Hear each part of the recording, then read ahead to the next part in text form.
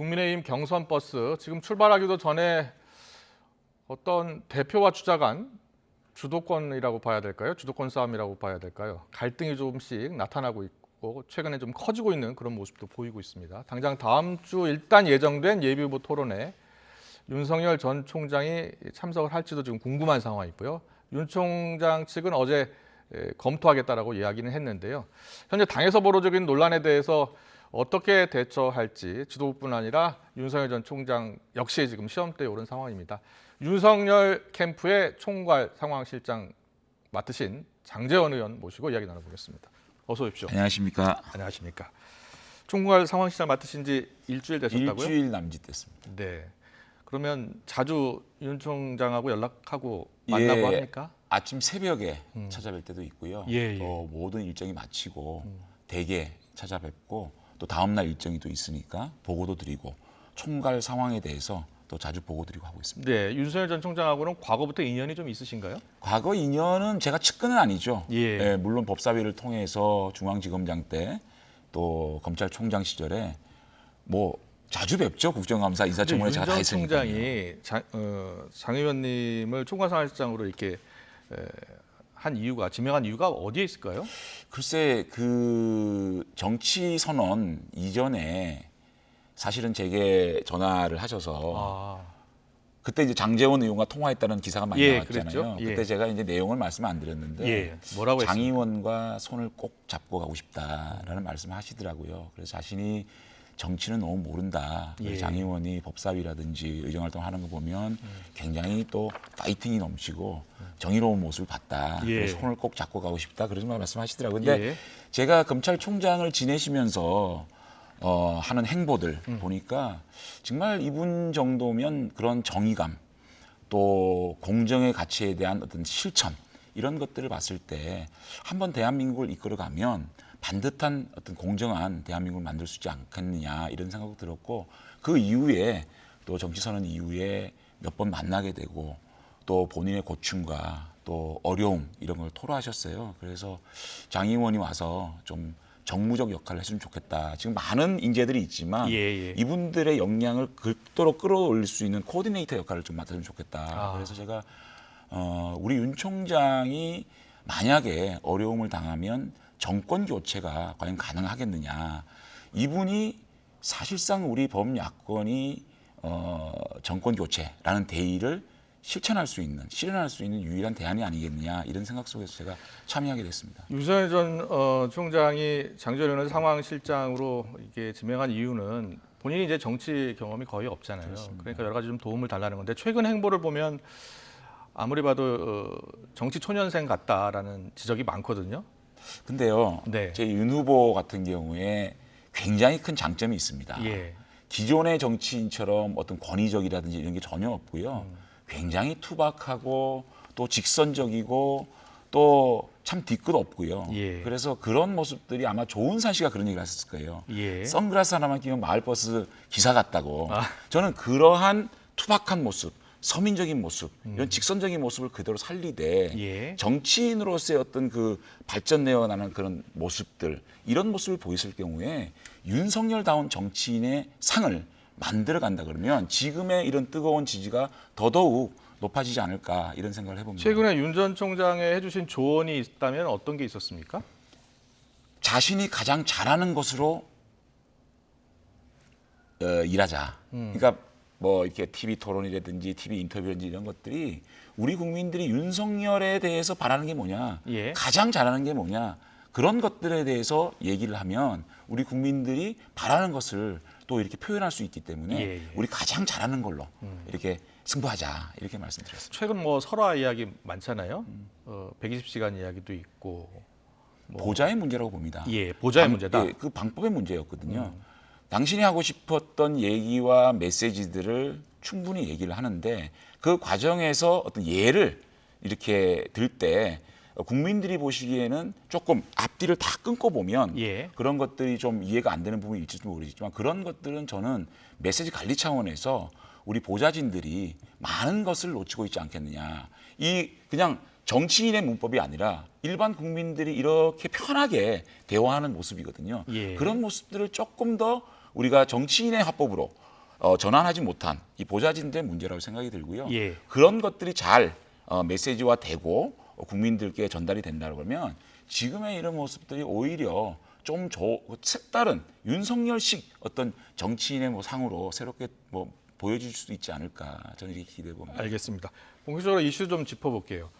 최근에 이준석 대표하고의 갈등 양상이 윤석열 캠프하고 본격화되고 있다. 이런 이야기가 많잖아요. 크게 갈등의 지점이 뭔지는 잘 모르겠습니다. 예. 그러니까 저희들이 입당 이후에 봉사활동이라든지 또 후보들과의 만남을 참석을 안 한 것이 만약에 이 윤석열 후보와 이준석 대표의 갈등이라면 예. 참석 안 한 분이 많지 않나요?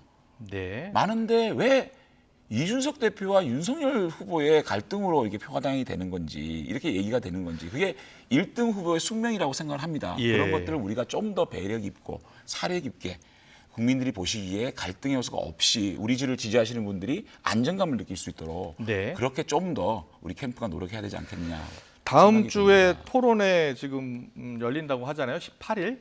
예. 확정이 됐습니까? 어떻게 됐습니까? 일단 예. 경준이로부터 공문 한 장을 받았거든요. 네.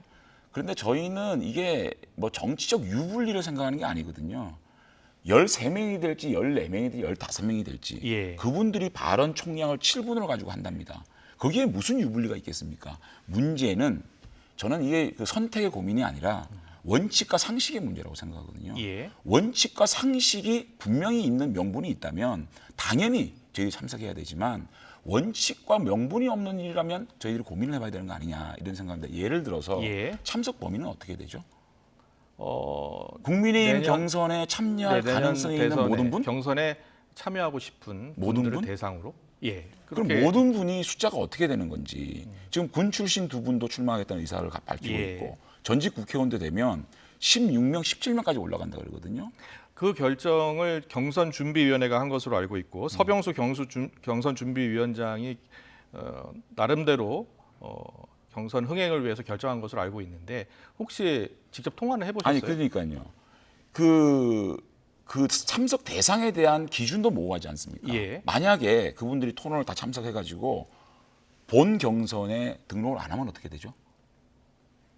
그러니까 이런 것들이 예. 너무 모호한 겁니다. 참석 범위.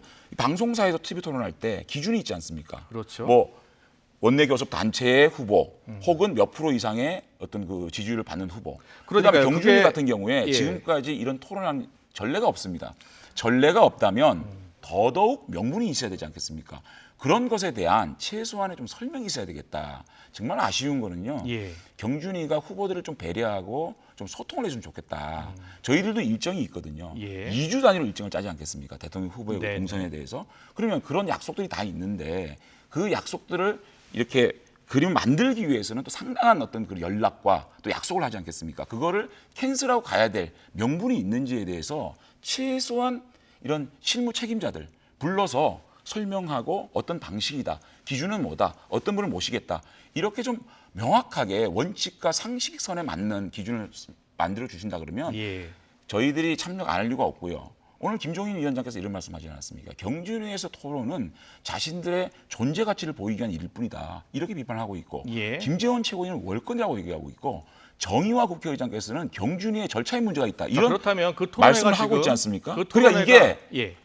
원칙이나 상식적이지 않다는 얘기죠. 알겠습니다. 그런데 그 토론회가 일단 열리기로 확정이 된 겁니까? 아니면은 그 취소가 될 수 있는 겁니까? 최고위원회에서 지금 확정이 돼야 된다는 거거든요. 근데 최고위원 여러분들이 지금 보면 최고위원회 내부에 이 문제로 갈등이 있지 않습니까? 네, 그렇기 최고위원회 때문에 내부에서는 경선 이런 토론회는 최고위가 결정해야 된다라고 그렇죠. 이야기하고 있고 이준석 대표를 모든 권한을 경선준비위원회에 넘겨줬다. 경선준비가 결정할 수 있다 이렇게 이야기하고 있거든요. 근데 그 최고위원회와 경선준비위원회의 이런 그 갈등을 예. 저희들이 지켜볼 뿐이지 아. 어떻게 해달라고 얘기할 수 예. 있겠습니까? 그러니까 최고위원회에서 최고위원들이 여러 의견을 얘기하고 있고 반대하는 최고위원들이 많은 걸로 알고 있습니다. 예. 그래서 우선적으로는 최고위원회에서 결정이 된 이후에 그리고 저희가 또 경준위원회에 도대체 원칙이 뭐냐, 기준이 뭐냐는 걸 물어보고 저희들이 최종 판단할 생각입니다.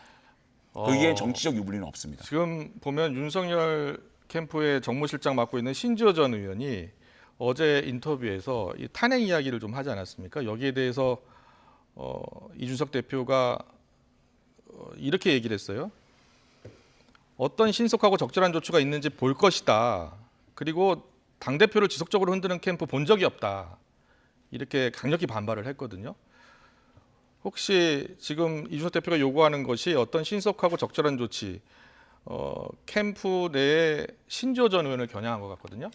제가 신지호 실장한테 물어봤습니다. 예. 어떤 배경이었느냐. 조금 이 탄핵이라는 단어 자체가 굉장히 좀 오해를 불러일으킬 소지가 있지 않느냐라고 예. 여쭤보니까 일반적인 얘기를 했다. 이준석 대표에게 그런 얘기를 한 게 아니다. 이준석 대표를 두고 한 얘기는 아니다라는 얘기를 해요. 일반적인 네. 얘기를 하는데 무척 부적절한 얘기라고 생각을 합니다. 그리고 예. 우리 후보께서는 오늘 행사 이후에 예.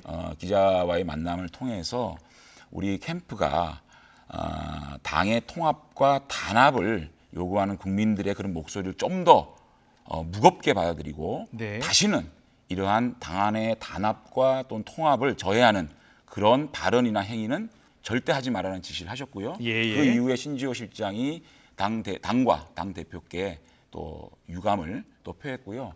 그 다음에 우리 후보께서 이준석 대표께 네. 전화를 하셨습니다. 언제요? 조금 전에요. 조금 전에요? 예, 네, 제가 이 뭐라고 YTN에 처음 밝히는 건데요. 예.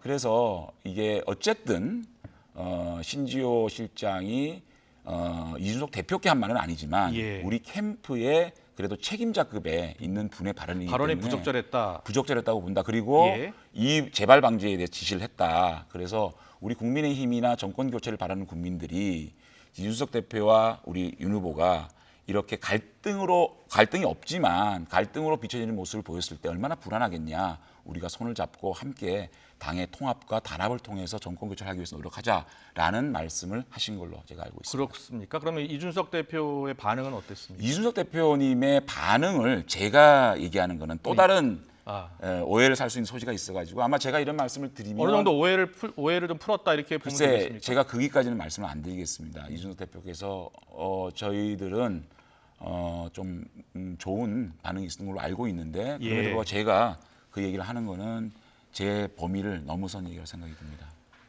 이준석 당 대표와 윤석열 총장이 자주 통하거나 그러진 않잖아요. 소통을 하십니다. 소통을 합니까? 치맥 회동 이전에도 소통을 했고 또 이런저런 소통을 늘 하시고요.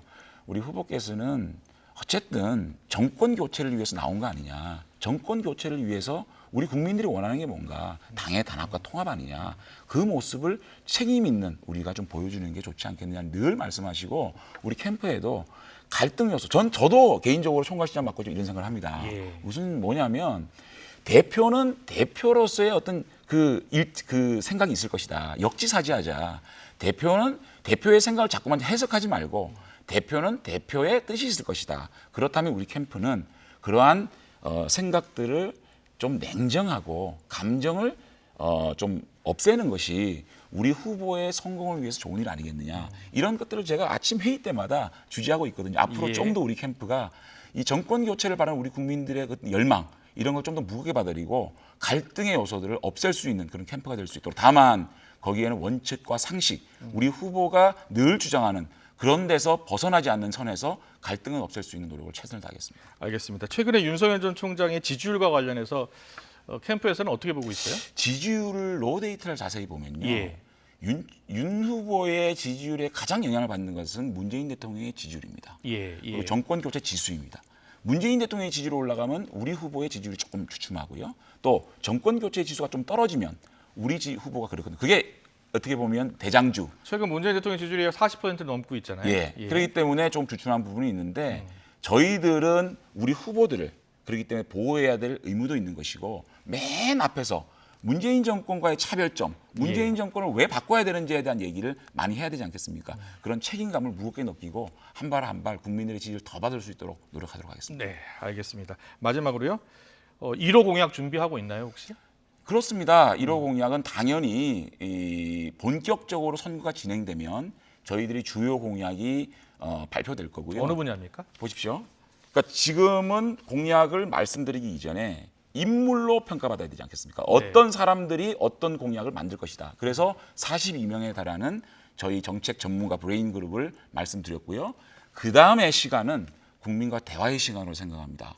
이 민생과 직접 연결된 국민의 피부에 와닿는 그런 정책들의 이야기들을 풀어가는 거거든요. 오늘 예. 코로나 방역에 대한 얘기를 하셨거든요. 그리고 전문가 자담회도 들었고 그 다음에는 우리 국민이 가장 힘들어하는 자영업들을 어떻게 살릴 것이냐. 그 다음에 일자리 부분, 또 우리 어머님들이 가장 힘들어하는 보육 부분, 이런 국민들의 체감적인 느끼고 가장 중요한 그것들을 이야기로 풀어나갈 생각입니다. 다만 현장 가서 메시지를 좀 냈으면 좋겠지만 이게 코로나 때문에 우리 후보가 한번 나가면 많은 인파들이 모이거든요.